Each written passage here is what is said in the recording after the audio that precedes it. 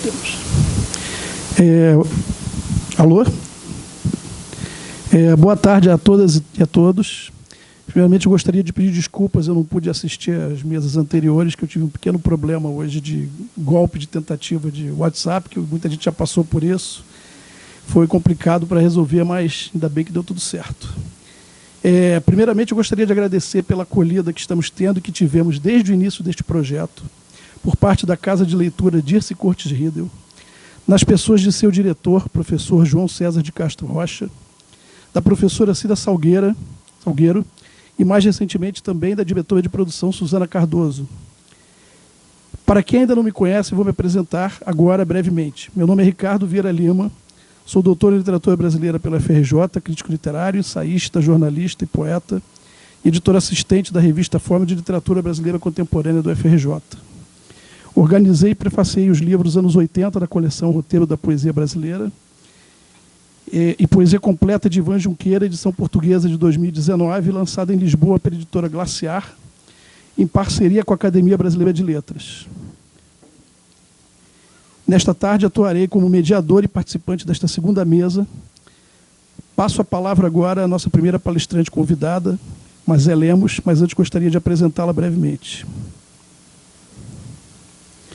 Mazé Lemos é professora associada da Escola de Letras da Unirio e doutora em Letras pela Universidade Sorbonne Nouvelle, Paris III, com tese sobre a obra de Redouane Assar, Une poétique de l'intertextualité. Pós-doutora pela USP, publicou, dentre outros, os livros Alguma Prosa, Ensaios sobre Literatura Brasileira Contemporânea, de 2007, organizado juntamente com Giovanna de Altri e Stefania Chiarelli. Marcos Ciscar, por Mazé Lemos, 2011, Ensaio Antologia, Coleção Ciranda da Poesia. Estudos e Paisagens de Literatura, Viagens e Turismo Cultural, Brasil, França, Portugal. 2014, organizado juntamente com Hilda Alves e Carmen Negreiros. Poesia, Interfaces, Operações, Composições, Plasticidades, 2017, organizado juntamente com Paula Glenadel, Marcelo Jacques de Moraes e Benedicto Corrilot, além dos livros de poemas Redor, de 2007, e No Circuito das Linhas, de 2016. Atualmente pesquisa poesia contemporânea, desenvolvendo estudos acerca das relações entre tradução escrita, lirismos e feminismos. Participou desde o início, em 2009, da coleção Ciranda da Poesia, a convite do nosso Ítalo Morricone, quando atuou como professora visitante do Departamento de Teoria Literária da UERJ. Mazé, você tem a palavra.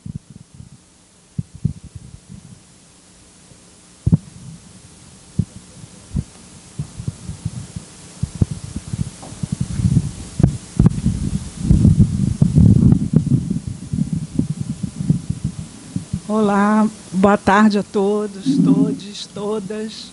Muito feliz de ver tanta gente bonita aqui homenageando o Ítalo nessa mesa maravilhosa. E uma ciranda com Ítalo Morricone, quem não quer? E lembrando, né, que a Casa Dirce é o palco da ciranda, né? E a gente, então, o que eu preparei foi um PowerPoint, um álbum de fotografias para a gente recordar um pouco, lógico, dentro da minha perspectiva, do que eu peguei no meu Facebook, nos e-mails trocados. Então, vamos ter algumas ausências, mas que serão lembrados todos aqui, né?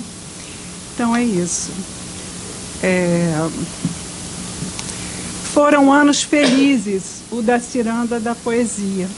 Havia uma ciranda da poesia, e o que isso nos dizia, ainda nos diz, um impulso e frescor de vida, vida literária tão cara ao Ítalo Morricone, artífice amador, turista entusiasmado, modernista e pós-moderno, anacrônico e supersônico, desbundado e rigoroso.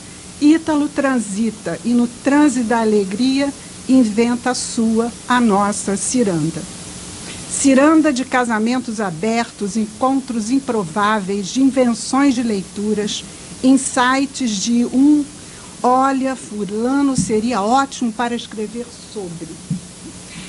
Ou temos que pensar em alguém para escrever sobre ela, misturando a poeta e sua poesia. Pois um gostar e admirar se conjugam na arte da vida literária. Me lembro da aflição do Ítalo em encontrar alguém para escrever sobre o Paulo Henriques Brito, que não saiu na ciranda como poeta, mas que escreveu uma linda ciranda sobre a Cláudia Roquette Pinto. Por favor, me refresque a memória, cito o Ítalo. Temos alguém convidado para escrever sobre o Paulo Henriques Brito? Eram inúmeros e-mails trocados incessantemente, com vários roteiros e propostas. Voltando à vida literária, como sabemos, foi o título da coluna de Mário de Andrade, publicada no jornal Carioca, Diário de Notícias, no período de 39 e 40, quando Mário foi carioca. Mário se concentrou principalmente à crítica de livros novos, de autores estreantes, mas também de escritores consagrados. Além disso, analisou o mercado editorial da sua época.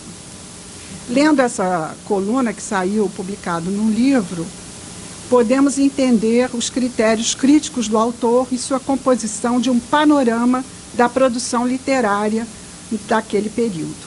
Já Ítalo quer dar a ver diversos critérios críticos de vários poetas e acadêmicos sobre a poesia publicada, sobretudo no presente. Não apenas para tentar tecer um motivo no tapete da produção de poesia, mas também deixar fios soltos, desencapados, espraiando-se para além do circuito Rio-São Paulo, mas também seguindo o conselho dado a Pinhatari, Décio, né? O conselho dado por José Lino a Décio em 44. Olhe, Décio, enquanto não acabar esse fla-flu entre Rio e São Paulo, a cultura brasileira não prospera. Daí, convoca-se 2 paulistas para integrar o conselho da coleção, Viviana Bose e Marcos Scar. Ítalo sempre cultivou e promoveu as relações do pensamento crítico universitário com o mundo editorial. Lembro-me do artigo O Poeta Fora da República, o Escritor e o Mercado, escrito com Ana C. em 1977. Seja por sua atuação direta, né, no mercado editorial, quem não se lembra dos 100 melhores contos, Come Porque Ler a Poesia Brasileira, ou de sua participação como coordenador do Café Literário de diversas bienais do livro no Rio. E ainda como diretor da Eduerge entre 2008 e 2015.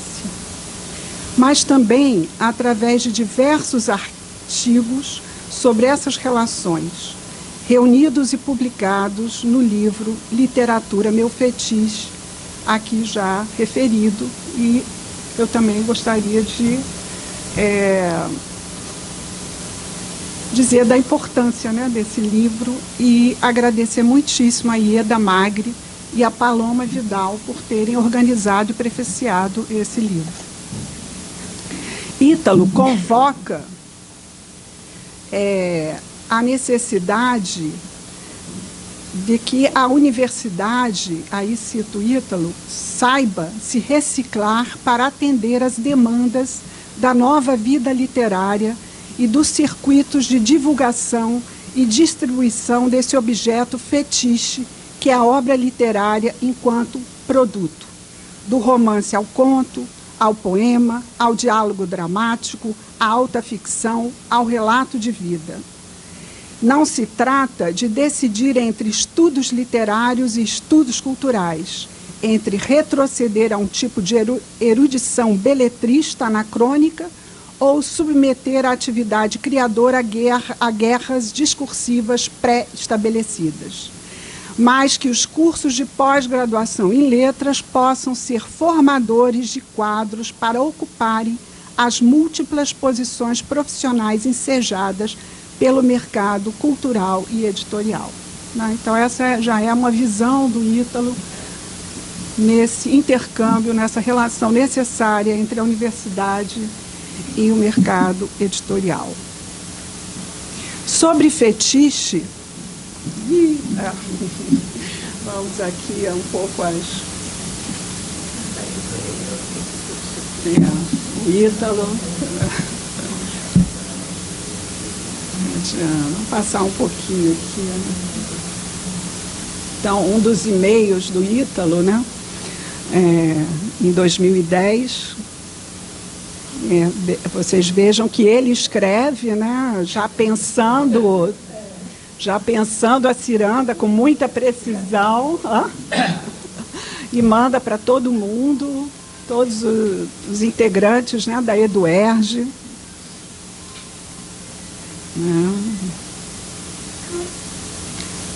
E isso vai se tornar, então, esse flyerzinho da primeira leva, né? Então, é a redação do Ítalo e o flyer da primeira leva. E essa primeira leva vai ser lançada na Galeria Largo das Artes, né? Que foi um barato, mas não tenho fotos, né? Me lembro do Carlito lendo poemas, foi assim, e o lançamento também do livro do Fred Coelho sobre o Elliot Sica, né? Você tem fotos. Então, acho que eu convido a todo mundo a participar depois, a trocar e-mail com o Ítalo e aumentar esse PowerPoint aqui inicial, né? E aqui também, como não tem fotos da Fernanda Medeiros, né, porque ela fez a ciranda sobre o Chacal, né? E eu roubei do Facebook essa foto do Chacal, né? Como transformar concreto em nuvem, nome inicial da oficina que dei na UERJ nos anos 90. E lembrar, né, dessa potência que foi a UERJ, que é ainda, lógico, mas que teve um número enorme de escritores visitantes, né? Chacal, Carlito, Antônio Cícero, Ferreira Goulart, Noll, João Gilberto Noll, Antônio Torres, Ângela Melim, né, que também ganhou uma ciranda escrita pela Ana Chiara, né?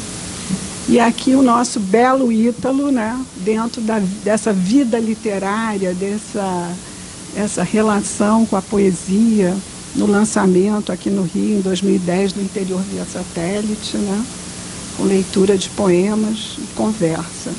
E a propósito do Marco Ciscar, lembrando esse preciosismo do Ítalo, esse insight dele, né? Seria interessante que o volume sobre Ana Cristina César fosse escrito por alguém intempestivo, alguém sem compromisso algum com a fortuna crítica estabelecida sobre a poeta. Isso foi genial. E, a partir disso, eu articulo com o Ciscar, né, convidando ele para vir dar uma palestra na UERJ. Tudo isso, sacação do Ítalo, porque precisava da especialização que daria a verba, né, para trazê-lo.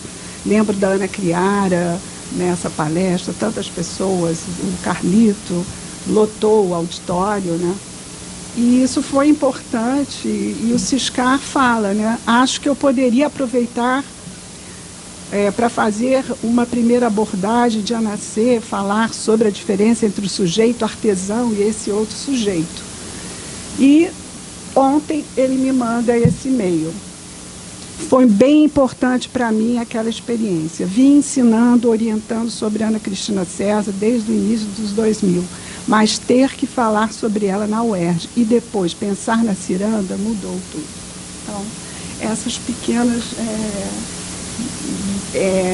interrelações, né, criadas pela ciranda que são incríveis, apaixonantes e reverberam realmente, né? Aqui uma foto com a Inês Ozeki Depré, foto da Flora na Europar em 2011. Aqui na Moviola, né, esse lançamento da segunda leva, justamente da Ana Cristina César, em 2010, né? 12, né? Ângela Melim. Não tem fotos dessa... Eu não tenho fotos desse lançamento. Temos fotos aqui em Belo Horizonte, na Scripto. Foi muito legal, com o Douglas Diegues por Miriam Dávila, né?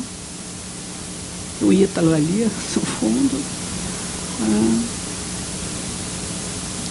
Carlos Ávila. Aqui o lançamento ao grande poeta.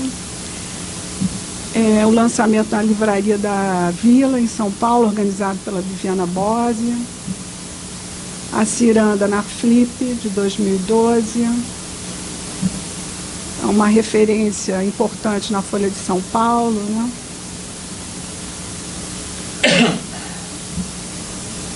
Acho que o Ítalo estava em Frankfurt, né? Então, essa nova leva com tradutores, com traduções, né? E aqui, a inauguração da Casa Dirce, né? Em 12 de dezembro de 2012, com a nova leva da coleção Ciranda da Poesia e mais 2 livros maravilhosos, que é a Experiência Opaca, da Florência Garamunho, e Literaturas da Floresta, da Lúcia Sá. Quer dizer, um gol de placa do Ítalo com a Eduerge. E temos também o Afonso Henriques Neto por Marcelo Santos, meu querido colega, que está aqui, né? Então eu montei essa colagem, né? Porque também não tem fotos desse dia, né? E essa troca de olhares aí. Eu queria lembrar também a importância dessa primeira resenha sobre a Ciranda, feita pela Célia Pedrosa, né, na Colóquio Letras, que é onde ela faz todo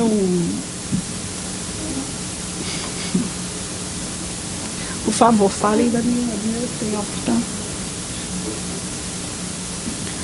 Aqui a atuação do Ítalo também no Café Literário da Bienal, em 2013. Depois essa nova leva com a Vera Lins, Pedro Aleixo. Como esses aqui não têm fotos, mas eu quis trazê-los para a nossa praia aqui, o lançamento da coleção Poesia BR pela Azog no Parque Lage, em 2013. Está lá o André Valias ao fundo, foi muito legal, né? O Ítalo está ali, Afonso, o Caio Meira, o Sérgio Com, nosso Ítalo aqui estava barbado, Ítalo. E o nosso querido poeta que também, Leonardo Frois, que também teve uma ciranda sobre ele, da Ângela Melim, né? Então, depois, a gente inventou essa festa da coleção Ciranda da Poesia, quando já tínhamos 21 livros publicados. A festa teve um tempo de vida, mas ela não prosperou tanto, mas tivemos aqui momentos maravilhosos, né? Também aqui na Casa Dirce, com o lançamento e essa conversa com a Lu Menezes e o Chico Alvim. A presença aqui do Carlito, o Chico Alvim, né? Querido, veio de Brasília.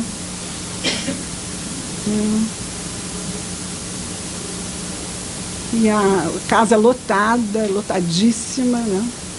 Com Vera Pedrosa, com Célia Pedrosa e vários outros aqui que vocês podem identificar. Depois a gente teve várias ações poéticas, né? Com cirandeiros e convidados. Já virou cirandeiro. Aqui também com Paulo Henriques e a Cláudia, mediação do Ítalo. O tempo passa, né, gente? Cabelo. Que? O cabelo também passa. É meio estranho ver foto antiga, né?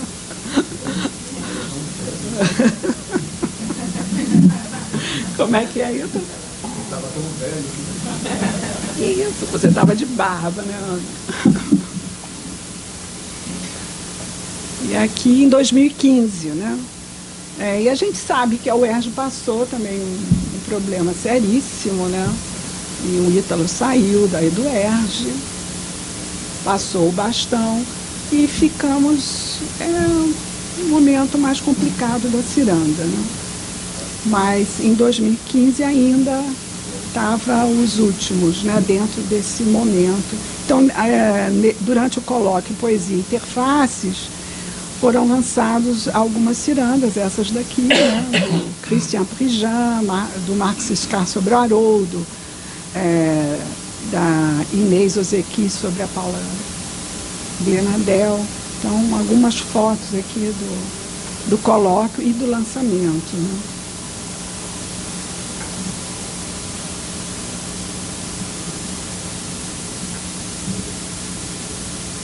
A Suzana Scramin e o Pierre Alferri, que quase foi objeto também da ciranda, mas passou raspado. E como não tinha nenhuma foto da Simone Brandes, eu trouxe aqui nossa querida num colóquio em 2022 na USP.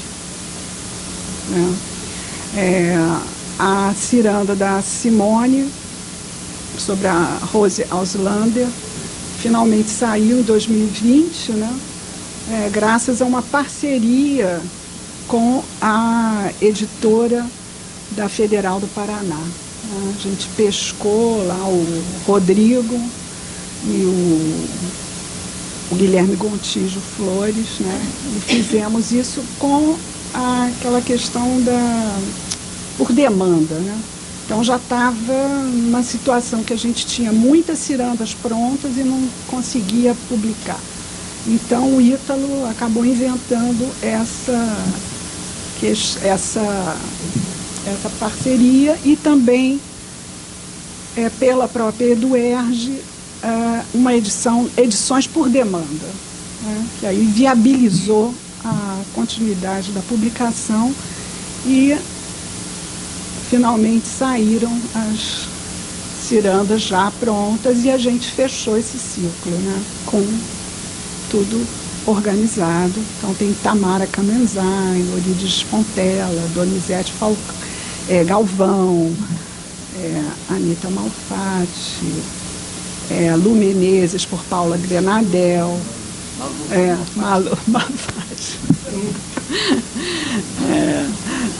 o Leonardo Gandolfi, a Marília Garcia, o Cacaso, né? E agora, para fechar um bônus track, a Viviana pede para mandar um grande abraço para o Ítalo. Ele é uma pessoa de quem gosto muito. E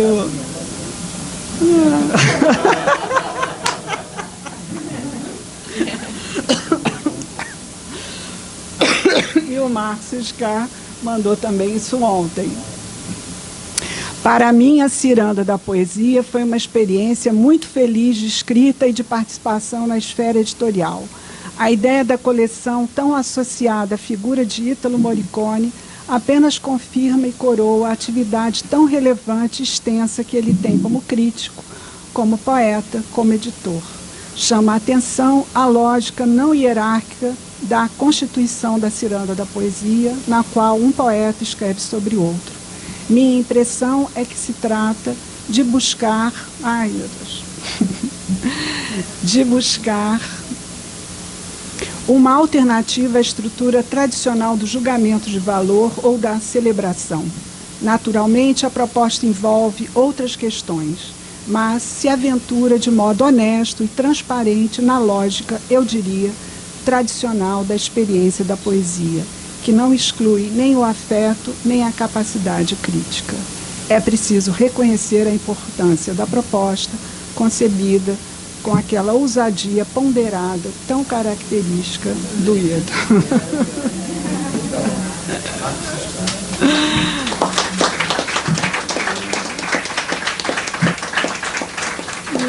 E quem quiser saber sobre o pensamento do Ítalo, sobre o mercado editorial e sobre a literatura, esse belo livro está à venda. Então, muito obrigada, Ítalo, por ter me ensinado tanto e ter me tornasse uma apaixonada pela poesia, pela vida literária, pelas trocas. Você é um barato.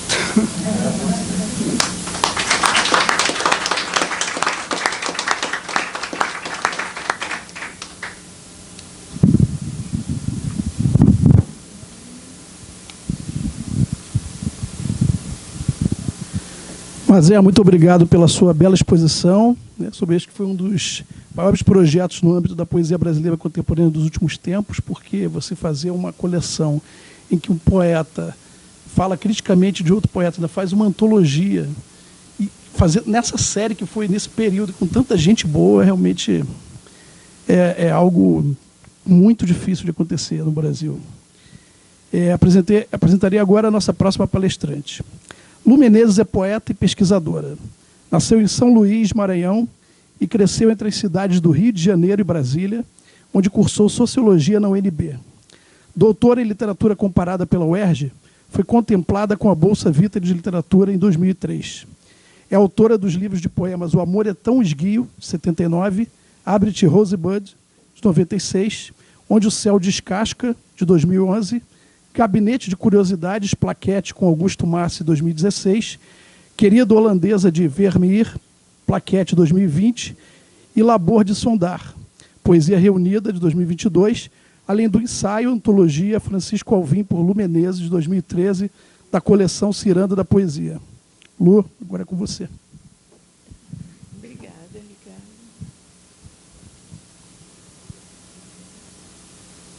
Aquele seria mais fácil, mas... porque aí eu ficaria com as duas mãos livres. Aqui distante. Você me ajuda?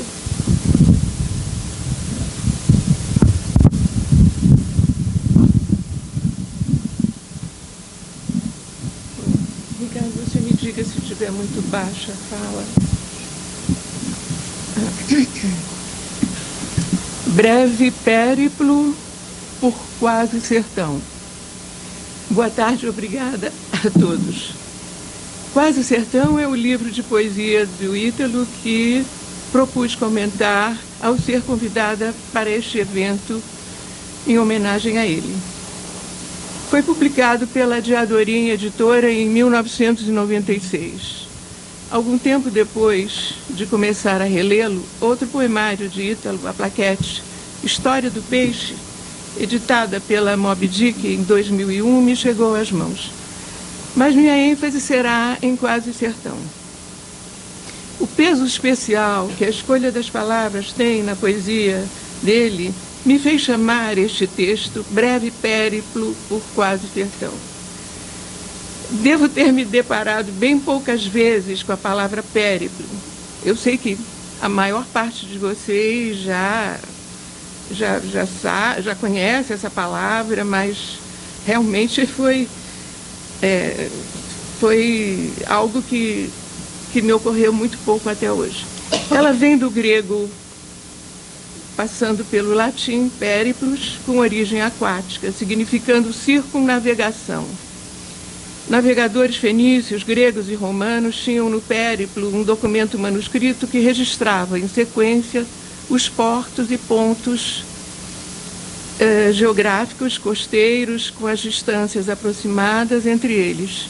O documento mostraria ao navegador o que poderia esperar encontrar ao navegar em volta de um mar ou ao longo da costa de um país. As ocorrências indicadas nos pontos marcados entre as distâncias poderiam, portanto, também indicar algo que sucederia futuramente. No dia 16 de outubro, quando comecei a tomar notas para esse meu périplo, por coincidência, uma página do jornal O Globo tinha matéria que incluía uma visão prospectiva do périplo dos brasileiros para sair de Gaza. Os 32 brasileiros que seriam resgatados. No quadrilátero visual,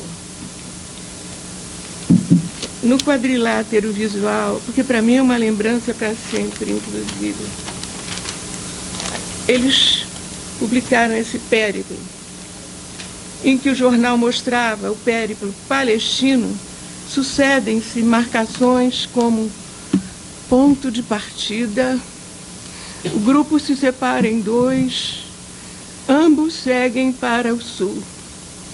Primeiro grupo que chegou a Khan Yunis, a 25 quilômetros da partida. Segundo grupo que chegou a Rafa, em mais 15 quilômetros. Ficando assim implícito o tempo implicado no espaço com tais indicações de movimento. O primeiro bloco dos 3 que compõem Quase Sertão chama-se Périplo, e o 5º poema, antes do fim da releitura deste livro de Ítalo, também. Quando, décadas atrás,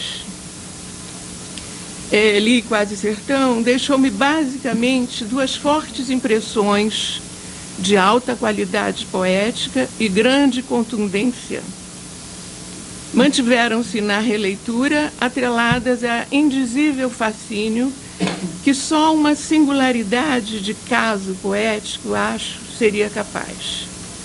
Mas, para que tal fascínio passe, de indizível a traduzível, prossiga-se meu périplo de leitora, apontando em sua poética características que mais me interessaram. Características observáveis já no poema do bloco Périplo, intitulado Pedra Lisa, e parecendo logo contrariar um sentido sequencial, pois poema nada narrativo, com 5 versos sucedendo-se em estrutura toda paratática, como se desejasse na página em branco uma escrita lapidar, configurando-se como a própria pedra lisa proposta no título, e que no penúltimo verso assim reverbera. Aspas, a chuva deu com força no tampo de pedra lisa, escorregadia, sabão. Fecha aspas. Embora cada verso do quinteto possa, de algum modo, escorregar no seguinte, a notável descontinuidade entre eles impede um deslizamento de fato. Cada qual parece querer o que o segundo deles proclama lindamente. Aspas, crispação de uma onda que logo reflui. Abrindo o livro, Pedra Lisa, Pedra Lisa se oferece como uma espécie de tropa de choque de tendências na poética de Quase Sertão. Parataxe, descontinuidade, repetição, contradição e dualidade. Dualidade latente possível, inclusive, no intrigante verso final. Aspas, perigo, deixar-se corromper pelo amor, fecha aspas. Pois menos incompreensível, talvez, se lido à luz da dupla Riobaldo de Adorim, no grande sertão rosiano. Ou, de outro ponto de vista, não se deixar corromper pelo amor corresponderia também a uma advertência do sujeito poético, ou mesmo um recado do autor sobre o não romantismo de Quase Sertão. Na estruturação gráfica fragmentária de Pedra Lisa, sem narratividade de sentido, cada verso lapidar é como diz seu poeta, a, aspas, crispação de uma onda que logo reflui. Fecha aspas. Crispação, aliás, que de saída se sente, trata-se de uma poética crispada, descontínua, onde cada verso poderia ser o último. Aspas. Não, ainda. No poema de fevereiro, o poeta afirma lapidarmente, agora sim, aspas, este pode ser teu último carnaval. Todos os carnavais hão de ser sempre um pouco últimos. A fugitiva, fecha aspas.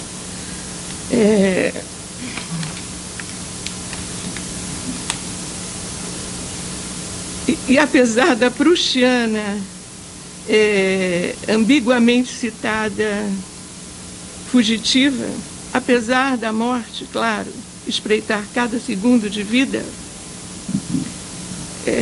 o poema prossegue falando na vontade gratuita de repetir, fecha aspas, pois, entre parênteses, ele indaga, é assim que diz a lei do ritual? Sim, repetir, segundo a lei do ritual, como explicita o poeta, convidando-nos, portanto, a propósito de ritual, a reconhecer a duplicidade implicada nessa repetição. Repetição rotineira e interrupção repetida. Logo, interrupção ritual da repetição.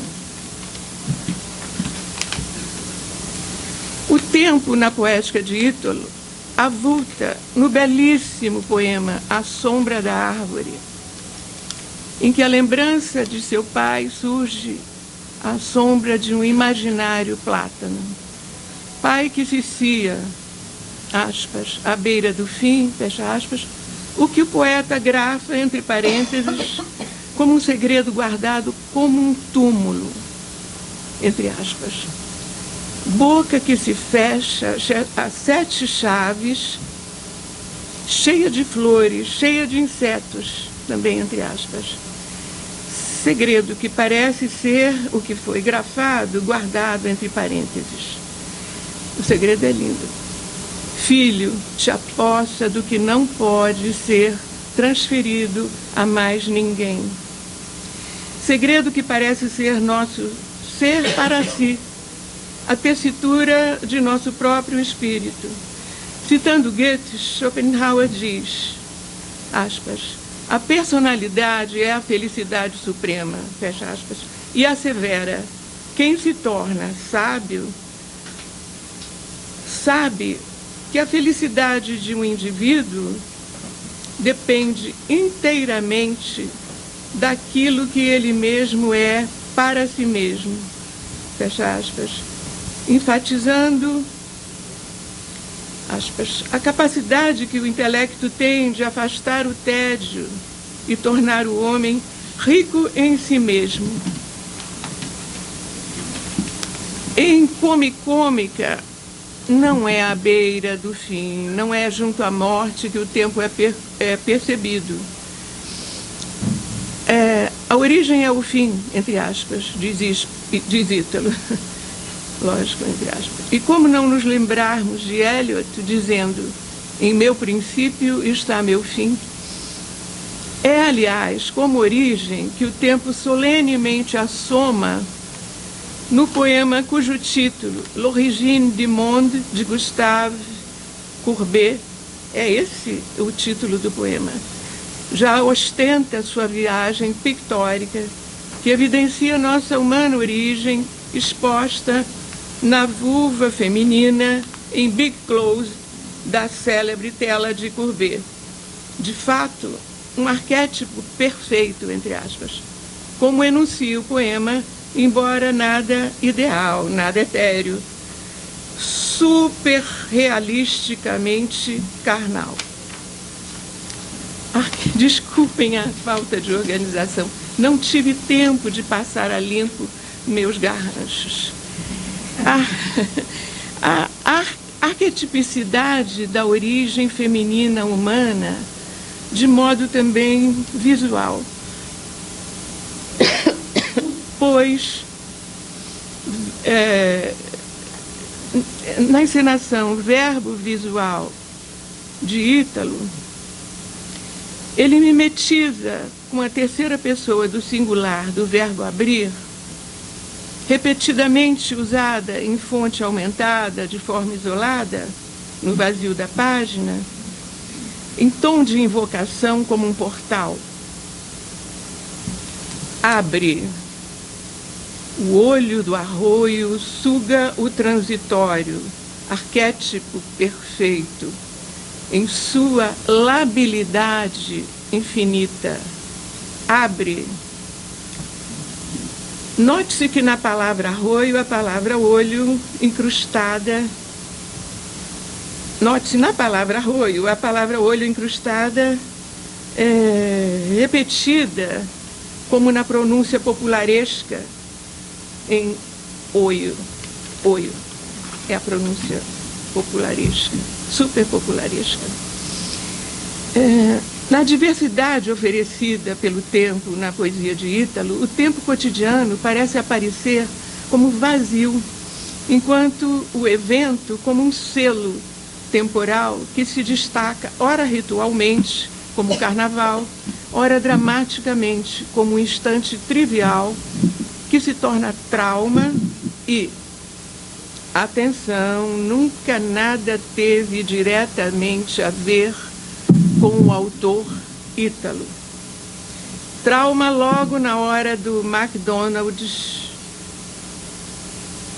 lugar em que no poema Notícia da AIDS, a doença é flagrada e sentida em forma de gânglios no pescoço, feito açougue, carne estraçalhada. Hugo Friedrich diz que a junção de incompreensibilidade e de fascinação gera uma tensão que tende mais à inquietude e à serenidade, e ele chama dissonância, tensão dissonante, que seria um objetivo das artes modernas em geral. Segundo ele, uma transcendência vazia nasce da vontade de ascensão que não mais conta com Deus. E ele a chama de idealidade sem conteúdo, que ao impelir para o alto, numa tensão excessiva, repele o ser em tensão para baixo.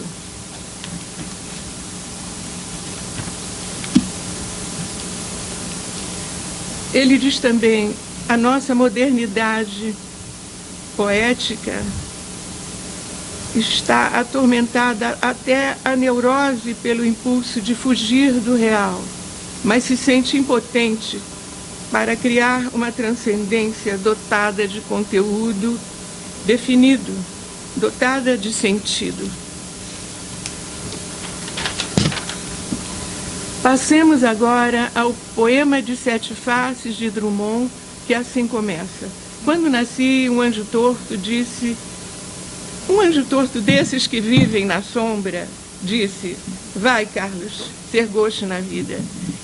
Em um impressionante poema de história do peixe, Clearly Non Glossy, que se poderia traduzir por claramente não reluzente, entre uma sucessão de frases curtas, transitando da primeira infância para a adultez com o verbo comer, de repetição em repetição, mudando até assumir caráter francamente sexual, Ítalo parodia Drummond e entoa, entre aspas: quando nasci, uns banjos galopantes disseram: a vida é brutal, sabias?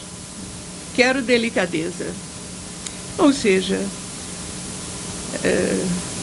após fechadas aspas, ou seja, o anjo torto drummondiano é trocado por banjos galopantes que proclamam a brutalidade da vida.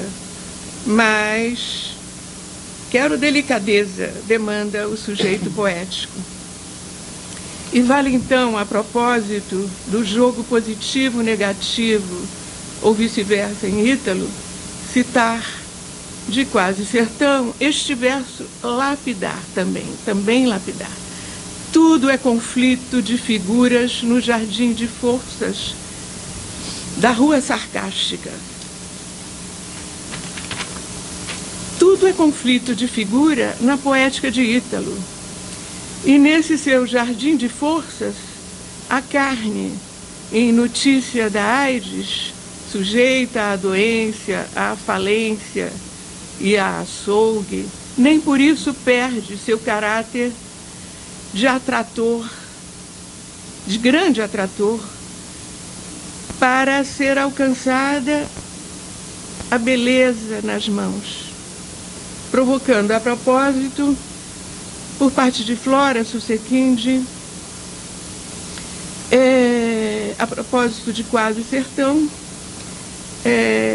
essa formulação com síntese notável, referindo-se a uma, aspas, sucessão de caçadas amorosas, fecha aspas, e sucessão que se pode atribuir, sem dúvida, à promessa de felicidade, que isso do Ítalo, entre aspas, promessa de felicidade, que o, aspas também, belo erótico, traz ao poeta via carne, via forma. Atração que no esplêndido poema Pier Paulo é sinteticamente proclamada como a carne, fome de forma, a carne, curva de um músculo, talhar o ragazzo transcendental e, fecha aspas, e mais adiante, não tem mais adiante. Na segunda parte de Quase Sertão, é pena, mas Balada Amarela, Ítalo faz com que no poema longo Poeta em Nova York, dedicado a Nova York, nos lembremos da capa do livro com a imagem das Torres Gêmeas. Isso em 1996, hein, Ítalo? E além do nome do autor, o nome da editora de Adorim e seu título, Quase Sertão, com esse quase enigmático, se a gente não soubesse do predomínio do, aspas, conflito de forças, fecha aspas, da dualidade insistente nesta poética. Assim, a supermetrópole, por ele chamada cidade viril e também cidade fêmea, remete à relação Riobaldo-Reinaldo de Adorim, em plena Nova York, onde o homem em versão, segundo Ítalo, bicho-máquina sem raiz, bicho-máquina sem raiz, não se despediu do bicho-homem e seu sertão íntimo, seu deserto interior, seu vazio, sua eterna falta, seu instinto, sua irracionalidade, sua irracionalidade. Nem se despede,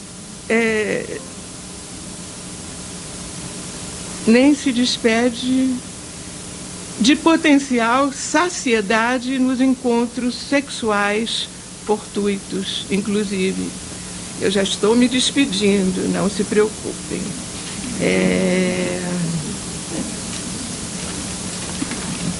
Poeta em Nova York principia com a mão de Whitman, diz Ítalo, a mão de Whitman suave sobre meu ombro, fecha aspas. Num relato que evolui entre, aspas, fragmentos de formas, punhos contra o céu cubista, no mundo escombro, fecha aspas. E ainda assim, esse sujeito poético, ainda que ele não se interesse em construir nada,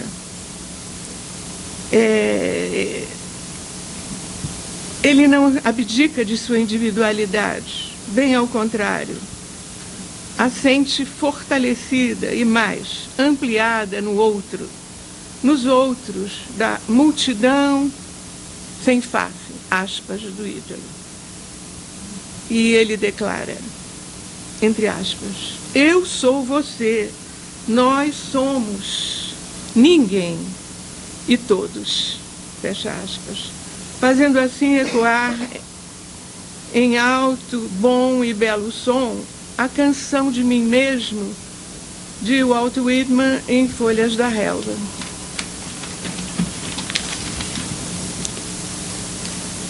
Quase ao final de Quase Sertão,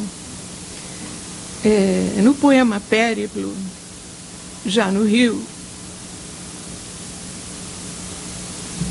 Ítalo alude ao deserto cidade e diz em tom certamente brincalhão, revestido de tédio, de certo tédio. Aspas, eu vou pela Avenida Rio Branco, mas creio que não como Drummond. Fecha aspas.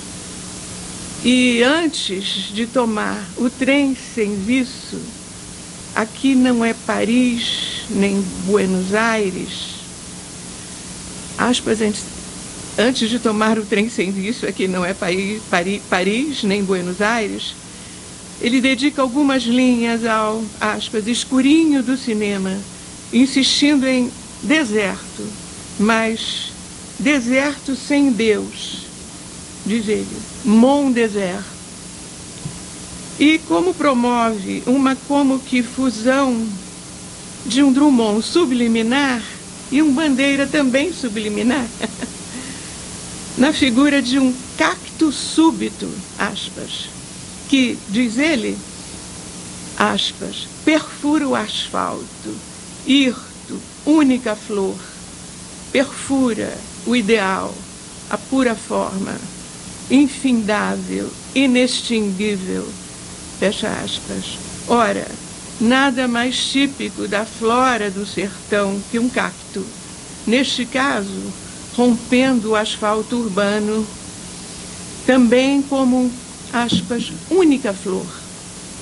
Nosso poeta Ítalo promove, então, assim, esplendidamente, o que se chamaria coalescência, o fenômeno que une elementos antes separados. Agora, aspas, como os lábios de um corte, fecha aspas, exemplifica o dicionário Oxford Language. Muito obrigada pela atenção.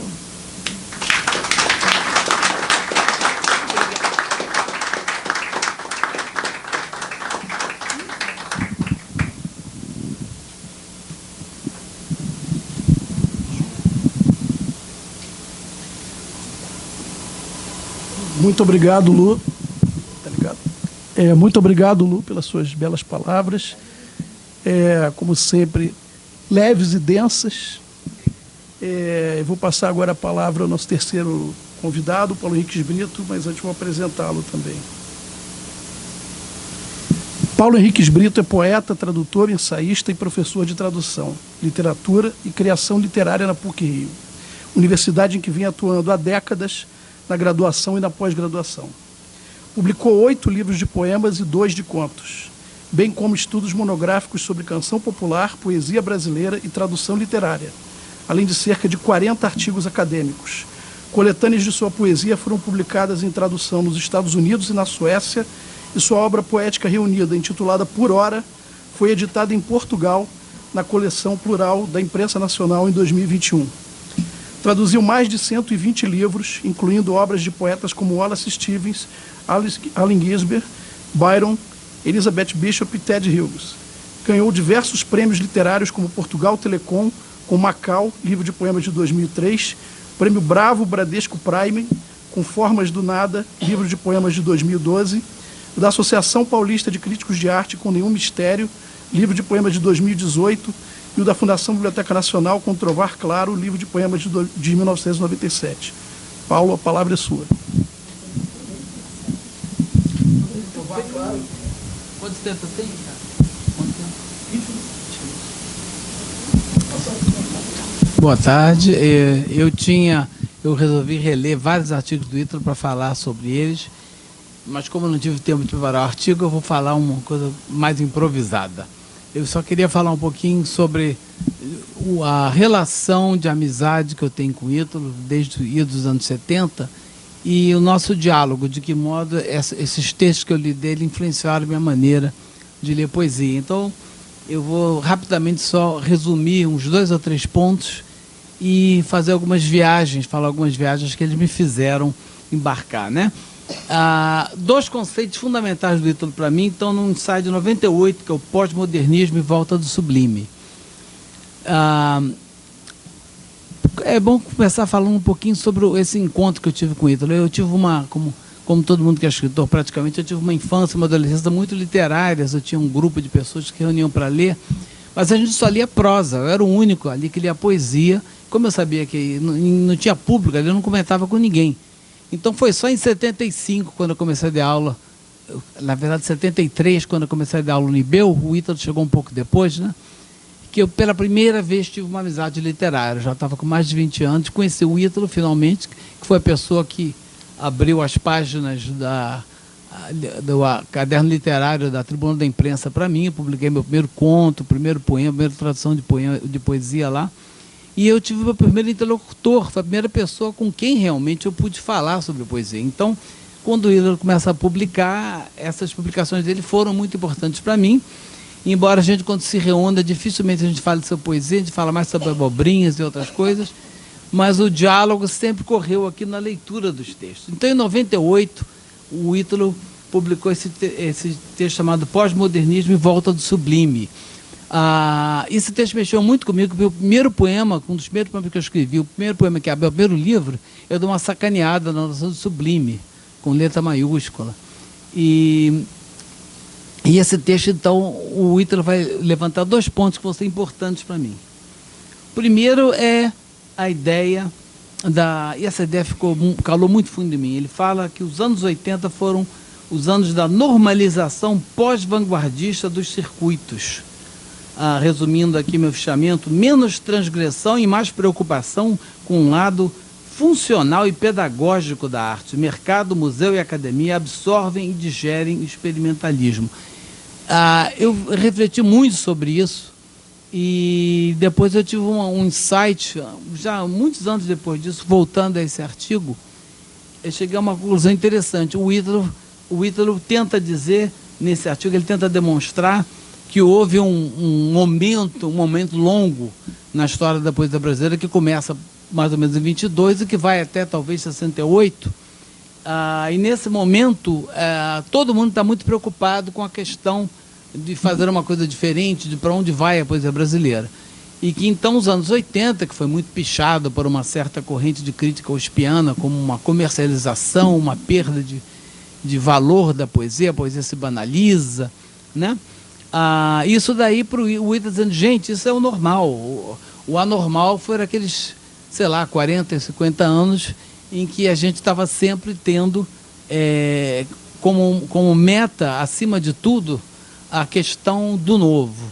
E não propriamente, quer dizer, a questão do julgamento de qualidade passava sempre por isso, né? E esse momento vai, então, desde 22 até talvez a Tropicália e o AI-5, né? Relendo esse artigo, anos depois, eu tive uma intuição que eu achei interessante. Na verdade, a normalização que vai acontecer nos anos 80, segundo o Ítalo, é de uma situação de exceção que começou muito antes. Eu diria que começa mais ou menos ali no romantismo. A minha ideia é o seguinte, eu sempre leio a poesia brasileira em contraponto com a única outra poesia que eu conheço mais ou menos bem, que é em língua inglesa, e principalmente a americana, e eu fico vendo uma coisa muito curiosa. A poesia brasileira, desde mais ou menos o romantismo até esse momento aí que o Ítalo vai chamar de normalização pós-vanguardista dos círculos, ela viveu um período de exceção. O problema do poeta não era escrever poesia, o problema do poeta era dar um caminho para a nação brasileira. O que se esperava do poeta brasileiro durante todo esse tempo foi nada menos e nada mais do que isso. Então, esse período de exceção que o Ítalo vê como sendo, nesse momento, entre o primeiro modernismo e as neovanguardas do meio do século, eu comecei a achar que não, isso vinha desde o começo, né? As minhas leituras de Antônio Cândido voltaram à mente nessa hora e eu vi que sempre houve a grande questão da poesia brasileira, como do romance brasileiro, como da literatura brasileira, era a questão nacional, né?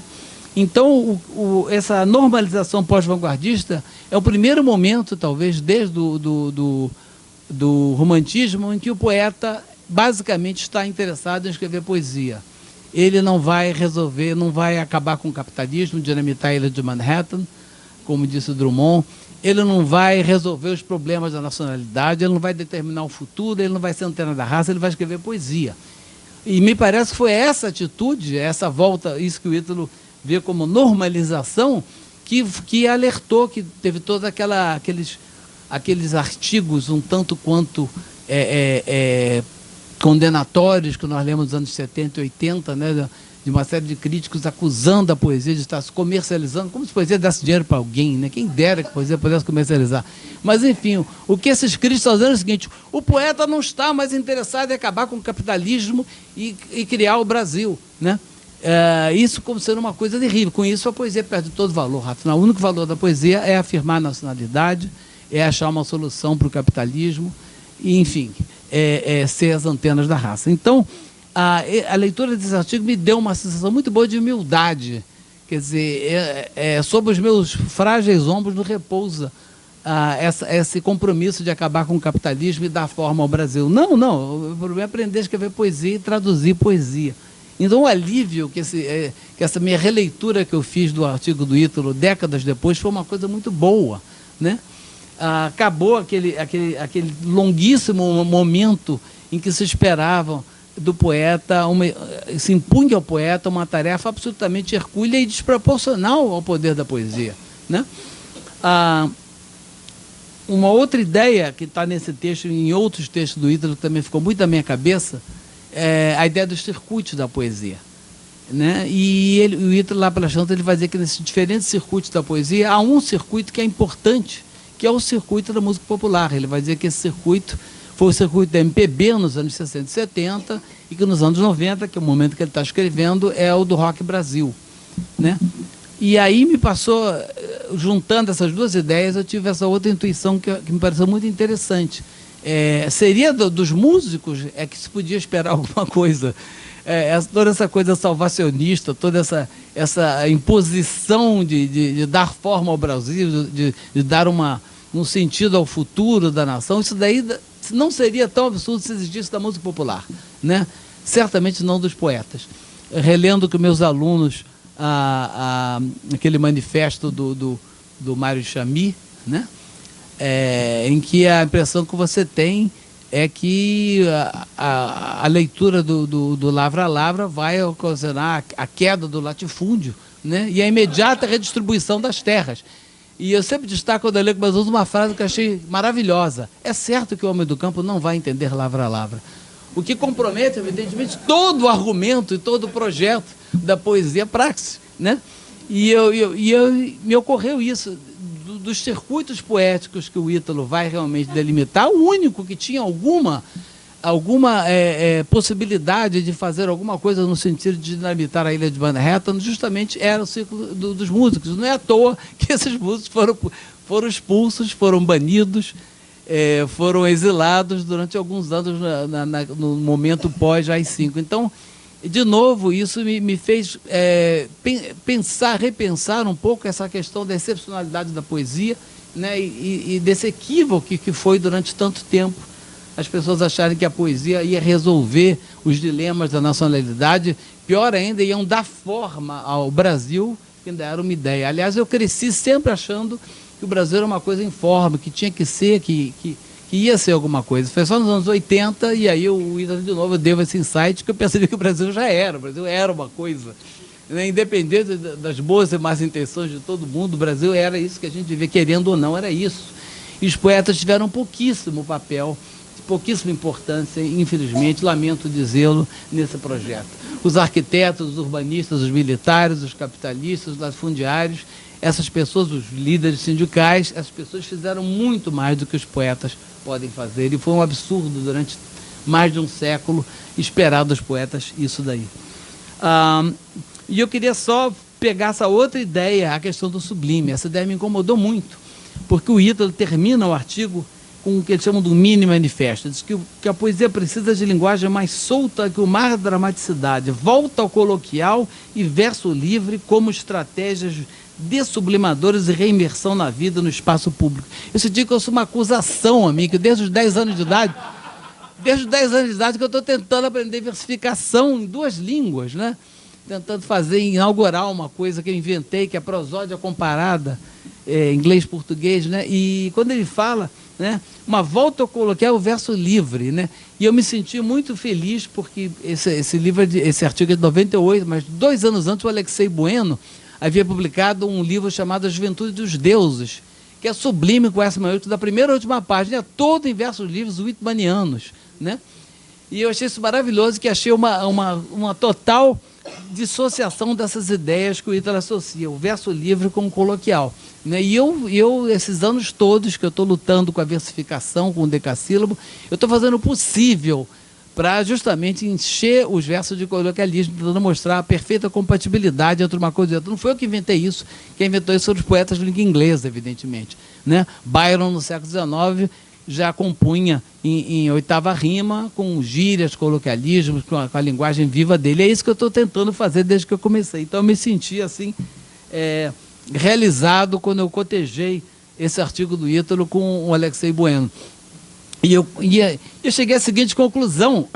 Um trabalho que eu fiz nos últimos 20 anos foi uma das coisas que eu fiz na PUC, foi tentar fazer um estudo, uma categorização, classificação de tipos de verso livre, né? Que o verso livre não é um verso, é uma família, né? Eu já delimitei então, uma série de artigos tentando mostrar essas diferentes técnicas que a gente chama de verso livre, né? E uma coisa que me ocorreu, lendo esse artigo do Ítalo e pensando no livro do Alexei Bueno, é o seguinte: o verso livre do Whitman, gente, é o que há de velho, de tradicional hoje em dia. Como é que funciona aquele verso livre do Whitman? É uma voz impostada, né?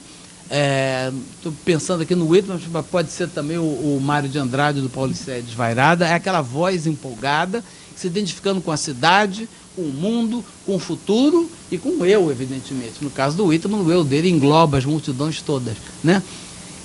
Isso daí, gente, isso é tão século XIX, isso é tão romântico, né? Isso é tão completamente destoa da nossa realidade. E o que é o novo verso livre, esse verso livre que é trabalhado por 11 entre 10 jovens poetas brasileiros atualmente? É um verso fracionado, curtinho, sem pontuação, sem letra maiúscula. Enquanto o Whitman estava se debruçando sobre o mundo, o William Carlos Williams, que foi um dos criadores dessa forma, estava debruçado sobre um carrinho de mão vermelho, né? O ínfimo, o insignificante, o pequeno, né? Esse novo verso livre, sim, ele tem a ver com a nossa realidade, mas o verso livre do Whitman, hoje em dia, é tão associado a uma sensibilidade do passado quanto seria o soneto. Eu diria até mais ainda que o soneto, porque o soneto tem muita gente praticando hoje em dia, né? E ninguém vai acusar o Glauco Matoso de sublime, né? Enquanto que o verso livre do Whitman, tirando essa incursão rara do Alexei Bueno pelo verso livre, foi praticamente a única obra mais ou menos importante que eu li nos últimos 20 anos no Brasil, ou 25 anos, que utiliza essa forma. Então, isso foi uma coisa que eu achei muito interessante, né? Foi uma coisa que também me deu um certo prazer, assim como me deu prazer constatar que os poetas não são responsáveis por nenhuma das calamidades que configuram a história do Brasil. Eu fiquei satisfeito de sentir que, na verdade, o meu culto às formas não tem nada a ver com passadismo, necessariamente, e não tem nada a ver com a recusa, o que eles chamam da reimersão na vida, no espaço público, né? Então, essas ideias do Ítalo, algumas me atraindo, algumas, pelo contrário, me provocando, né, foram muito importantes. E, embora os nossos contatos, os contatos pessoais, a gente quase nunca fale sobre nada que se aproveite, esse diálogo com o Ítalo, que é subterrâneo, que é na leitura, que não é nos nossos jantares, não é nos nossos encontros, né? Esse diálogo tem sido um diálogo importantíssimo para a minha formação, né, como pessoa, obviamente, e também como poeta. Então, eu tinha muitas outras coisas sobre os artigos dele para falar, mas eu não quero tomar mais tempo de vocês, eu vou pegar só essas 2 ou 3 ideias e quero agradecer o Ítalo profundamente por ter me proporcionado esses insights. Obrigado.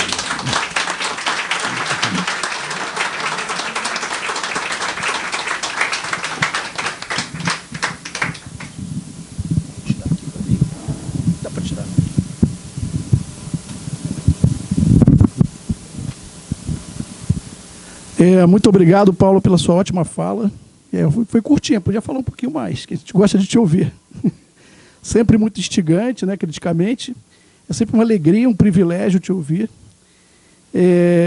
Deseja complementar alguma coisa? Alguém gostaria de fazer alguma pergunta, alguma colocação sobre o que o Paulo falou? Eu poderia falar, mas está num debate, que é um debate antigo, na verdade, entre nós, que não tem sentido estar debatendo. Não.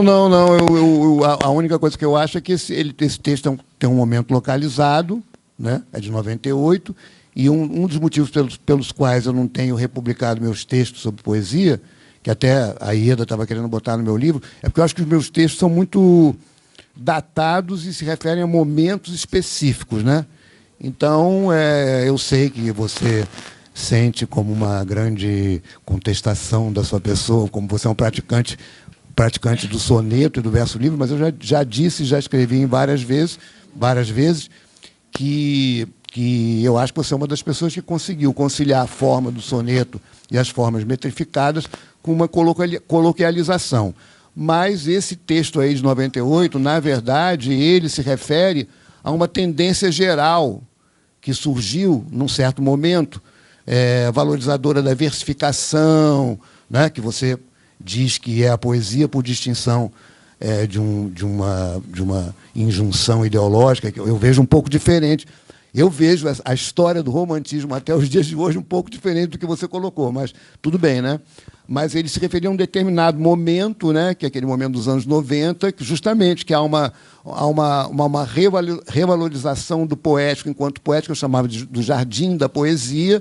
Na verdade, eu estava ali lamentando o afastamento justamente dos valores que tinham marcado a geração marginal, e uma poesia mais pública não quer dizer que seja necessariamente uma poesia demagógica, digamos assim, né? Então, estava atacando mais essa questão e colocando uma nostalgia de uma volta de uma poesia que tem essas características que você falou, né? que tem uma oralização e tal. Bom, eu acho que de lá para cá, a situação mudou completamente, porque, inclusive, eu acho que o contexto, independentemente da forma, mas o contexto da poesia brasileira, realmente aconteceu o que eu propugnava no meu manifesto, que era uma libertação dos limites do verso, da metrificação, né, a partir de um corpo a corpo com a oralização, que hoje não se daria com o rock Brasil, mas se dá muito mais com funk, hip hop, etc., né? Então, eu acho que isso aconteceu, nós temos uma diversidade muito grande. Eu acho que não tem sentido ter preconceito contra formas metrificadas, mas eu também, apesar de achar extremamente interessante o seu esforço didático-pedagógico, de mostrar que todo verso livre, na verdade, é um verso metrificado como a tradição desde a Grécia Antiga, eu tenho dúvidas sobre essa metodologia, digamos assim, entendeu? Então, eu também não tenho reflexão suficiente para agora, nesse momento, fazer uma defesa de uma defesa do verso livre, digamos assim. Não se trata propriamente disso, mas eu acho que se trata de uma relação com a forma, né? Então, eu acho que sempre querendo uma forma que tente, apesar de saber que isso tem algo de utópico, porque toda forma, ao ser forma, inaugura, digamos assim, a sua repetitividade, obviamente, né?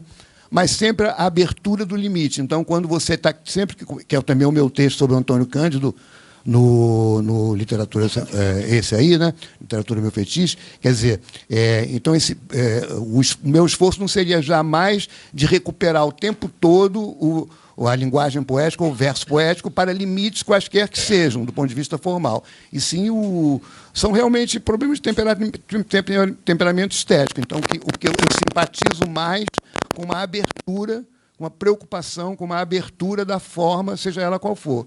Então, só para colocar como que eu vejo as questões hoje, né?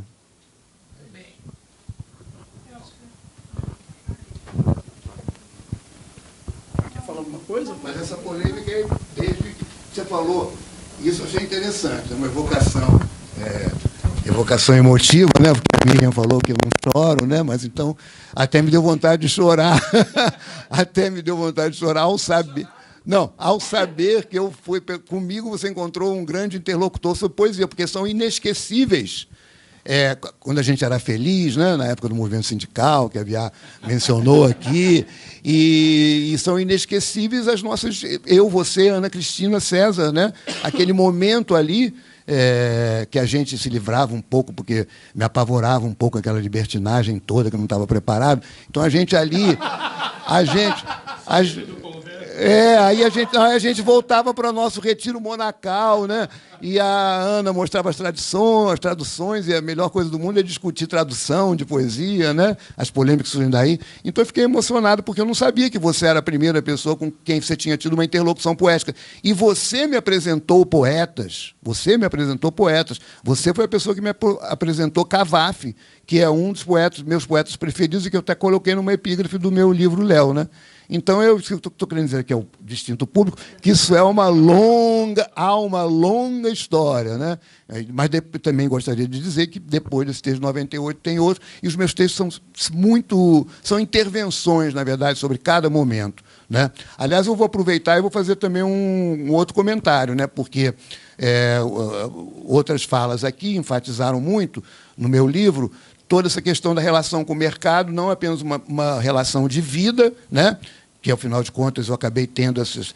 Hoje em dia, realmente, em qualquer lugar do Brasil que eu vou, eu sou conhecido como autor da antologia Os 100 Melhores Coisas do Brasil. Pô, eu estou escrevendo artigo para publicar em periódico há 30 anos, né? Suando, né? Mas o pessoal gosta mesmo, me conhece pela antologia, né? Então, o que eu quero dizer é o seguinte, é que eu acho que eu tive um momento, e que é importante, que ainda é válido, de enfatizar a relação entre a formação pós-graduada em letras, a formação avançada em letras, e questões próprias de mercado, né? Não mais ver a pós-graduação em letras como simplesmente uma fábrica de críticos literários, que nunca será, né? Críticos literários, de uma massa, alguns serão grandes críticos literários, outros serão eruditos, filológicos, da pesquisa, do arquivo, e eu prezo muito a questão da biografia, da vida literária, mas eu acho que essa relação com o mercado não é o mais importante atualmente, e aí eu serei toscamente conjuntural. Quer dizer, eu acho que desde a derrubada da Dilma, desde 2016 e desde tudo que vem acontecendo na política,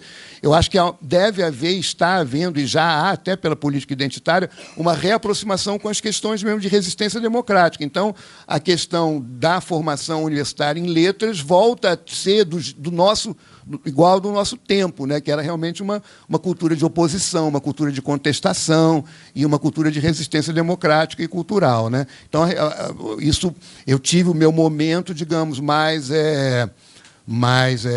pragmático, neoliberal, no momento em que tudo estava crescendo, né, para o bem. Fala-se da editora. Bom, na editora, eu fui diretor da editora nos anos Lula-Dilma, quer dizer, tinha dinheiro, né, mas não tinha dinheiro... Não tinha dinheiro... Sérgio... É bom lembrar. Sérgio Cabral. Mas, então, não era dinheiro caindo a rodo, nem ninguém botou dinheiro no seu bolso, tá? Mas era assim, estava se indo para frente, né? E aí, a partir do momento em que, primeiro, claro, houve uma crise econômica e tal, mas foi muito bem aproveitada pela direita, derrubaram a Dilma, e, a partir daí, tudo ficou complicado, os dinheiros acabaram, né? E tudo ficou restrito e tal. Então, eram momentos assim em que a gente estava crescendo e conquistando posições, e eu achava importante que a universidade visse isso, que era uma coisa que já tinha acontecido em nível de graduação, né? Que na graduação, sempre a graduação é muito ligada à formação pragmática, principalmente em letras, de professores e tudo, então ela sempre vai ter essa relação. Mas, realmente, na pós-graduação, tinha aquela coisa da gente achar que a gente está realmente formando grandes intelectuais. Então, eu chamava atenção, eu também gosto de fazer, assim como também prosódia comparativa, sou fã dessa questão, mas também política comparativa ou geopolítica, quer dizer, em qualquer país desenvolvido do mundo, Desculpe, tá? Estou separando, né, desenvolvido, ou seja, Europa e Estados Unidos. Né? Quer dizer, o mercado literário, as posições profissionais do mercado literário são ocupadas por doutores em letras. Né? Então, um dos motivos pelos quais deve existir uma pós-graduação em letras é formar quadros para o mercado literário, porque você não tem mais aquela elite que já em casa já ouvia as fofocas sobre Marcel Proust. Você não tem mais isso. Né? Então, o que você tem são massas frequentando a universidade sem formação literária propriamente, porque não faz parte da vida dela. É a barbárie, né, positiva, que o Benjamin já fala nisso. Obviamente, as questões que o último Benjamin trata são essas mesmo, dessa barbárie, que as pessoas não nasceram ouvindo como é que era a vida sexual do Rimbaud e do Verlaine. Né? Elas não conhecem os personagens, elas passam a conhecer na faculdade. Né? E ali elas adquirem as suas capacidades. Só que eu acho, então, que aconteceu esse trauma, né? Essa virada brutal, né, que deram um golpe. O maior golpe de todos foi recolocar, por exemplo, enfim, toda essa política que já vem do Temer, do neoliberalismo, do capitalismo, das privatizações e tudo. Esse foi o maior golpe. Eu acho que isso afetou realmente, sabe, o que é um curso de letras hoje. Então, você focar simplesmente num pragmatismo formativo para o mercado não dá. Né? Realmente tem que haver uma politização. E que acontece na própria prática, porque eu acho que a prática literária, ainda mais... Quer dizer, aí você vê como é que está a situação. Hoje você tem um mercado pujante, né? Você tem uma montanha de escritores voltados para a participação de circuitos, que são circuitos de distribuição, porque eu acho que isso é uma ideia importante dos meus textos, mostrar que essa lógica do mercado não diz respeito apenas ao grande mercado das grandes corporações, mas está ligada à própria ideia de distribuição, né, de você vender um livro, de você receber um retorno qualquer circuito. O circuito da poesia marginal era um circuito que tinha também a sua lógica, digamos, mercantil, né, digamos, uma microcompreensão das questões, né, da economia e da cultura. Né? Então, é lógico que a questão do mercado não tem que ser demonizada, mas eu acho realmente que mudou bastante de figura e é o que a gente vê nas universidades. E já com uma nova dobra, porque essa resistência, no momento, está sendo a resistência identitária. Usam muito essa palavra, então estou usando também, talvez não seja tão adequada, né, porque as pessoas criticam o próprio uso do termo identitário, mas, enfim, isso que eu estou dizendo, que é uma politização fatal da formação em letras, não é? Que faz uma diferença com relação a esses meus textos que estão publicados no Literatura, meu fetiche. Embora eu me refira, em todos eu já me refiro um pouco, assim que eu fiz uma revisão e tudo, atualizei, então eu me refiro a essa mudança de contextualização. Né? Era isso, ficou um pouco comprido, mas como todo mundo estava dizendo que eu ia falar muito, então agora eu falei muito. A culpa é do Paulo. Eu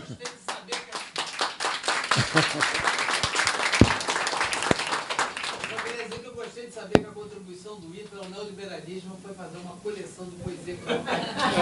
Isso aí, viu? Ela é mais colorida e divertida do que qualquer outra, né? Desculpa, vocês não viram, que a grande contribuição do Ítalo ao neoliberalismo foi fazer uma coleção de poesia contemporânea. Quem dera que os neoliberais todos fizessem isso. É isso aí. E essa relação que você pede entre a universidade e o mercado é resistência também, porque é um pensamento para exatamente resistir. Tá certo. Não são separados. Não são separados. Bom, daqui o bastão. Obrigado, Ítalo. Obrigado, Paulo. É sempre bom ouvir dois mestres, né, desse tamanho e também até me deixa um pouco nervoso por falar em seguida. Mas vamos lá. Inicialmente, eu gostaria de dizer que a realização desta homenagem é, para mim, a realização de um sonho que venho acalentando já há alguns anos, desde o ano de 2016, mais precisamente, quando o Ítalo completou 30 anos de UERJ. Eu havia defendido no ano anterior, e aqui abro um parêntese para saudar outra querida professora da UERJ, que me ofereceu um curso no mestrado, Ana Cláudia Viegas, que está presente aqui hoje.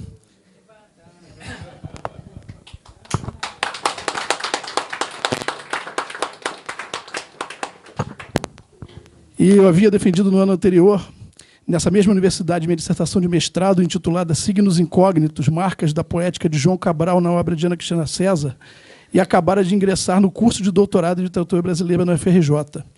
Na UERJ, Ítalo havia sido meu orientador e presidente da banca, a qual teve as significativas participações na época dos professores Antônio Carlos Sequim, da UFRJ, e Viviana Bose, da USP. Mas o meu primeiro contato com o Ítalo ocorreu bem antes disso. Foi em 2008 ou 2009, se não estou enganado. Nos falamos primeiramente ao telefone. Eu entrei em contato para convidá-lo para participar da antologia Roteiro da Poesia Brasileira nos 80, que eu estava organizando para uma editora paulista, a Global, e ficar impressionado com alguns poemas do Ítalo que eu havia lido na antologia Esses Poetas, organizada sobre a poesia dos anos 1990 pela professora Heloísa Buarque de Holanda, atualmente Heloísa Teixeira. E aí resolvi fazer o convite. Ele, então, aceitou de imediato, assim como a nossa querida Lu Menezes, que, para minha alegria e honra, também está aqui. E a antologia foi publicada em 2010. 3 anos depois, ingressei no mestrado, cursei uma disciplina que ele oferecera e o convidei para ser meu orientador. De lá para cá, ficamos amigos, e em 2021, Ítalo me deu a honra de apresentar o meu livro de poemas, acreditando em mim não somente como acadêmico, como pesquisador, mas também como poeta. Gratidão é uma palavra que consta do meu dicionário particular, mas, acima de tudo, Ítalo Morricone é um professor que formou gerações de alunos, mestres e doutores, entre os quais me incluo, é claro, e, a par disso, é, a meu ver, um dos maiores críticos da poesia brasileira contemporânea. Na minha defesa de doutorado, eu disse isso publicamente. Alguém que não temos chamar de mestre. Em razão de todos esses motivos, naquele ano de 2016, tentei organizar esta homenagem que agora, enfim, se realiza. Na época, conversamos sobre o assunto. Ora ele concordava, ora não. A gente jantava num dia, estava de pé, no outro dia já não estava. Dizia que ainda estava muito jovem para receber homenagens. Mas agora está mais jovem. Agora está mais jovem. Por esse motivo, o evento acabou não saindo. A ideia era convidar ex-alunos, colegas de profissão e amigos. Cada um escolheria um tema relacionado às atividades dele: professor, poeta, crítico, ensaísta, editor, antologista, organizador de obras, curador literário, ativista político. E apresentaria uma fala aqui mesmo na Casa Dirce, com vistas a futuramente ser transformada em artigo que integraria um livro. Faço esse convite para todo mundo que falou, se quiser e puder colaborar com o texto escrito, a gente gostaria muito de publicar um livro futuro homenageando o Ítalo. Ítalo, o livro em questão já tem título provisório até. Vou lhe dizer, se você concordar, Ítalo Morricone, homenagem ao intelectual múltiplo e singular. Aviso que não descansarei enquanto esse segundo projeto não se concretizar. Mas vamos ao assunto principal que me trouxe até aqui, falar sobre a poesia de Ítalo Morricone. Para tanto, vou me valer, a princípio, da palavra poética de um de seus amigos, companheiros de geração e bardos preferidos. O poeta mineiro carioca Geraldo Carneiro, que em seu poema Rejoice, pertencente ao livro Pandemônio, de 1993, cria num de seus versos um curioso neologismo, nos falando da eros-dicção, eros-dicção, do personagem Sir Tristão, violador de amores, que é esperado pela rosa rubra criptografada de sua amada Isolda. Essa criação por justaposição do vocábulo eros-dicção ecoa, evidentemente, a palavra erudição, o que nos leva a pensar na existência de uma espécie de fome do conhecimento que, sanada, nos leva sempre ao gozo, até que venha uma nova fome, um novo aplacamento, e assim é de infinito.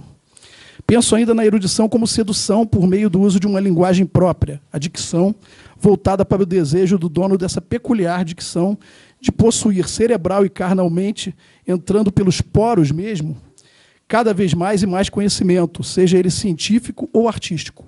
Por fim, também como um gesto de combate à falsa erudição, que é fria, insossa, sem tesão, como o próprio poeta afirmou em uma das tantas entrevistas que já concedeu. Poeta aqui, o Geraldo Carneiro.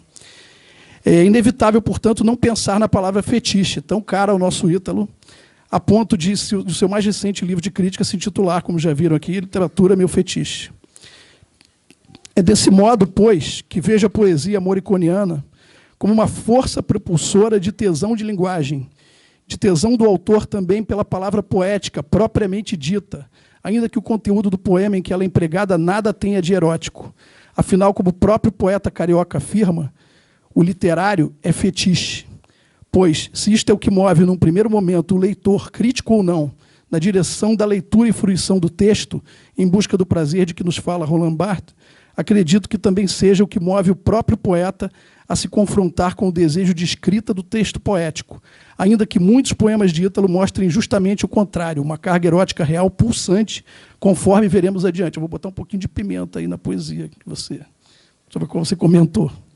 Como poeta, Ítalo estreia com Léo, em 1988, portanto, à beira da polêmica e riquíssima, a meu ver, década de 1990, que também seria marcada, de acordo com as próprias palavras do nosso homenageado, pela questão, como o Paulo citou, volta do sublime. Aos 35 anos, na época, Ítalo já possuía o domínio do seu instrumento, isto é, a linguagem poética, assim como já apresentava uma indiscutível voz própria, além da referida aerosdicção. Leia-se, por exemplo, um poema como Alba, desse livro, Léo. Cito: qual foi teu nome? Vermelho é o lume do braço da noite. Esqueço e surge, sem peias nem lei, incessante o azul. Fecha aspas. Observe-se que o título do poema, que denomina algo que é branco, alvo, aparentemente seria um contrassenso com relação às cores que aparecem nos versos. Ao vermelho, cor quente, que no texto é o brilho do braço da noite, o que remete ao oposto da claridade, à escuridão, lembrando ainda que a cor preta é o resultado da mistura de todas as cores, ao passo que o branco é a ausência de cor. Além disso, a cor vermelha está associada em geral a conceitos como paixão, amor, pecado, mas também sacrifício, redenção e poder divino. No final do poema, o eu lírico nos diz que já se esqueceu do vermelho e o negro, pois, aspas, surge sem peias nem lei, incessante o azul, fecha aspas. Ora, a cor azul simboliza, em geral, num tom mais escuro, a força e a segurança, ao passo que, num tom mais claro, a tranquilidade e a paz de espírito. Tudo que acabo de dizer pode parecer desconectado do poema, mas quando o leitor não ignora que, no âmbito da literatura, Alba também é um gênero de poesia provençal, que exaltava o amanhecer e o raiar de um novo dia, após a separação dos amantes e apaixonados que só podiam estar juntos pela brevidade e escuridão da noite, tudo se encaixa. Daí o primeiro verso, qual foi teu nome?, que evoca um encontro fugaz já concluído com alguém que o eu lírico não se recorda sequer do nome, mas ainda assim esse fato não lhe causa qualquer tipo de sofrimento devido à aceitação pacífica da efemeridade do encontro. Isso talvez possa ser explicado pelo título geral da obra, Léo, que se por um lado expressa uma possível falta de ação, de ocupação ou de preocupação, numa exaltação ao ócio e à inatividade, condição a que o poeta foi alçado pela tradição popular, por outro, também possibilita uma ocasião favorável para que algo de novo aconteça, abrindo espaço para novas oportunidades, algo que o artista Ítalo Morricone sempre desejou. Olha aí o fetiche de novo. Há um terceiro significado para esse vocábulo que, por extensão, designa ainda alguém desprovido de roupa, nu, ou algo desnudado, mostrado às claras. Daí os versos do poema homônimo da obra, Léo, que diz assim: Léo, nu, vens e véus, lápis, lápis e lapso, risco, raiz. Percebe-se, no caso, que o poeta cindiu a palavra nuvens, como se o sujeito poético cantasse a vinda de seu parceiro ocioso, nu, mas que ao mesmo tempo não se entrega totalmente, pois está desnudado, mas simultaneamente também vem coberto de véus, os quais lhe cobririam, talvez, apenas o sentimento ou a emoção, embora portasse um lápis, símbolo fálico do poder de expressão, que é ao mesmo tempo lapso, decurso de tempo ou falha, risco, referindo-se, talvez, ao surgimento da AIDS na época. O livro sai em 88, em plena evolução da AIDS. E raiz, simbolizando um vínculo, um liame.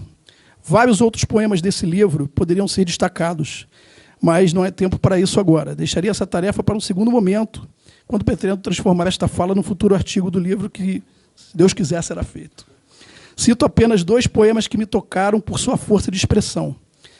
O primeiro, Da Pedra Teorema, sobre o cineasta, professor e escritor italiano Pier Paolo Pasolini, que seria retomado anos depois no livro Quase Sertão, de 1996, que foi assassinado de forma controversa em 1975, e Ana Cristina César, que cito: quis a fascinação do voo, mas não há voo, não há ovo nem galinha.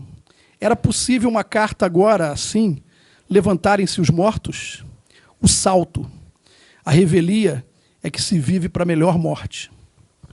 Na seção do livro intitulada Papéis Achados, surge o Ítalo cronista da noite, dos inferninhos e dos bafões, primeiramente os de Brasília e mais tarde os do Rio. Essa temática também será amplamente desenvolvida no referido Quase Sertão, mas já nessa obra de estreia, Léo, há poemas que merecem registro, como Alguma Juventude e poema estreboscópico, além dos antológicos Eu Tive um Amor, Arpoador Rock e o ousadíssimo O Efebo, que ouso citar agora integralmente. Depois disso, o garotão de pica enorme chupou-me por 50 pratas atrás do man. Inverti o papel. Farei fortuna? Situação. Corpo, vigor, fantasmas helênicos juntinhos, o bigode pertinho, as taças de cristal, som do jazz, a festa lá embaixo. Interviu, apresenta o mais belo macho em tal, eleito na disco. Corta. Eis um flash perfeito dos loucos verdes anos negros. Eis um flash perfeito dos loucos verdes negros anos 70. O segundo livro de poemas de Ítalo, A Cidade e as Ruas, foi publicado na coleção Poesia na UERJ, em 1992. Revisto e alterado, foi incorporado ao livro seguinte, Quase Sertão, de 1996, que é até agora, na minha opinião e na de outros críticos mais abalizados do que eu, a obra poética máxima do autor de A Provocação Pós-Moderna.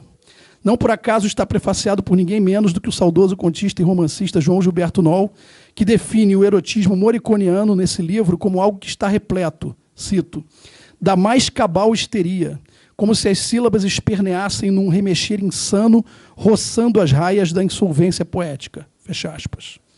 Há neste livro vários poemas memoráveis, mas neste momento me restringirei apenas a alguns deles, constantes da segunda e da terceira partes do volume. São poemas que praticamente falam por si mesmos, dispensando sofisticadas análises por parte da crítica literária, pois, como já se disse a respeito de Ítalo Morricone, tanto como professor quanto como crítico, mas, sobretudo, como poeta, trata-se de um intelectual que não teme o grande público, o leitor contemporâneo comum, ou seja, alguém que sai com frequência da academia para ir ao mercado, em sentido amplo, ou à praia, nosso locus mais democrático. Nesse sentido, ao lado de poetas como Roberto Piva e Valdo Mota, todos seguindo a áspera trilha que começara num passado remoto, a ser desbastada por nomes como Oscar Wilde, Walt Whitman ou Allen Ginsberg, Ítalo Morricone é um dos notáveis precursores da poesia alt-gay no Brasil. Piva, Mota e Ítalo abriram um caminho certo para poetas que atualmente dão continuidade e abrem novas veredas, a exemplo de Ricardo Domenech e Angélica Freitas, só para citar os mais conhecidos. Por esse motivo, lerei diretamente 2 ou 3 poemas sem muitos comentários. Eu vou ler agora aqui do Quase Sertão, Noturno.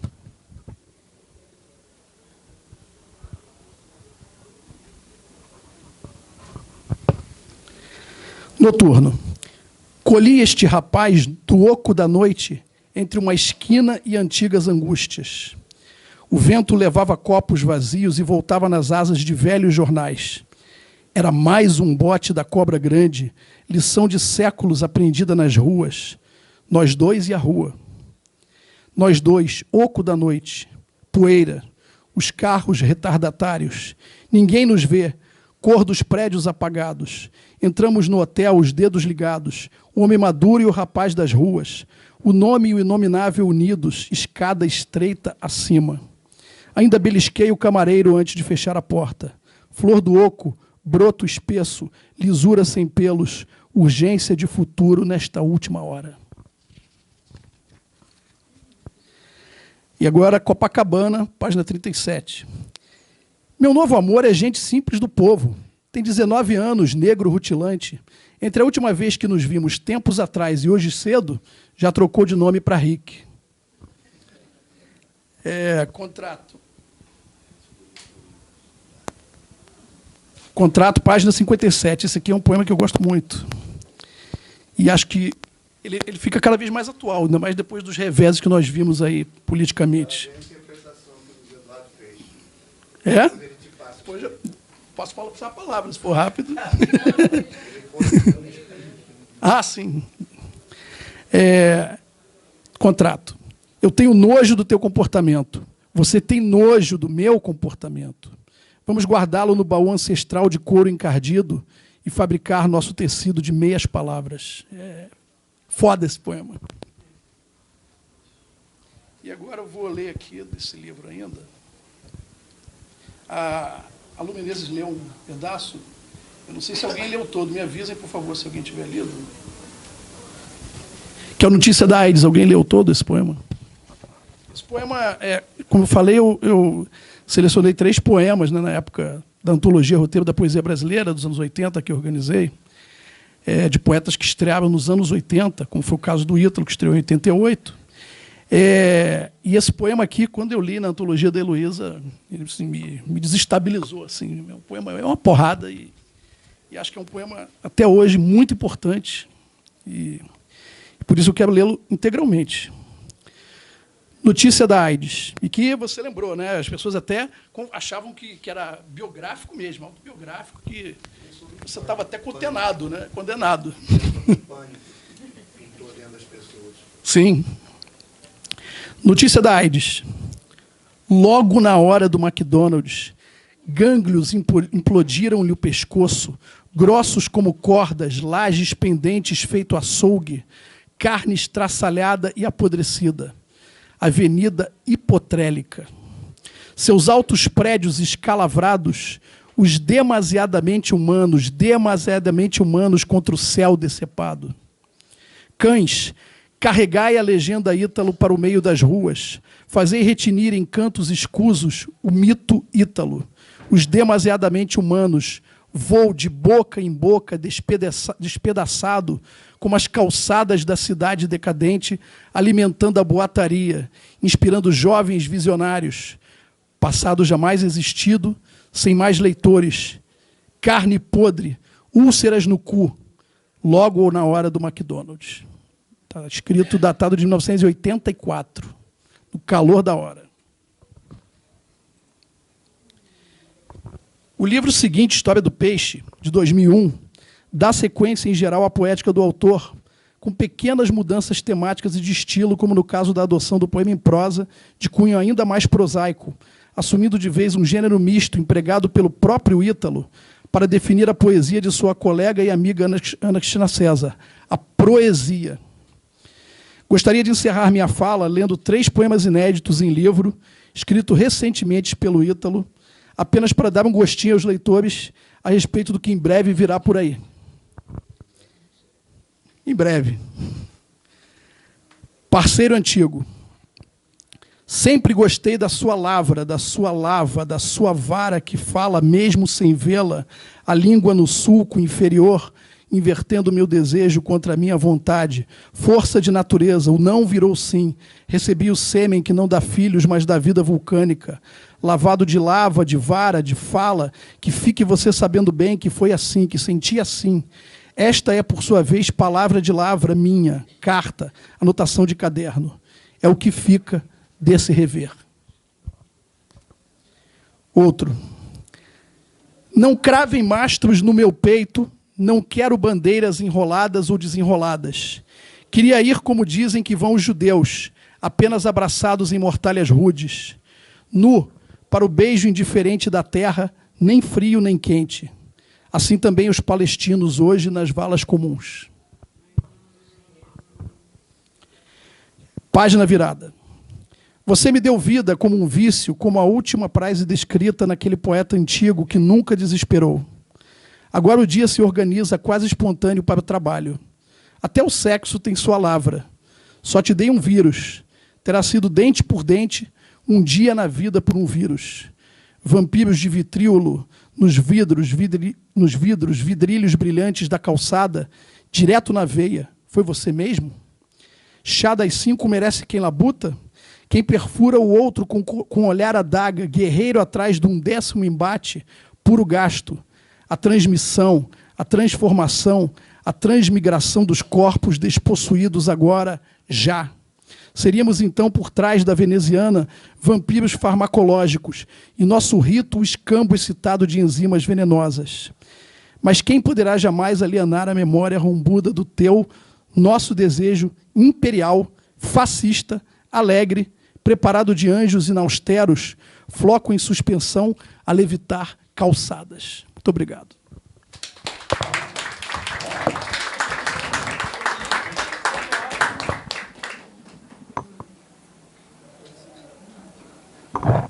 Alguém quer dizer alguma coisa? Alguém quer fazer alguma pergunta?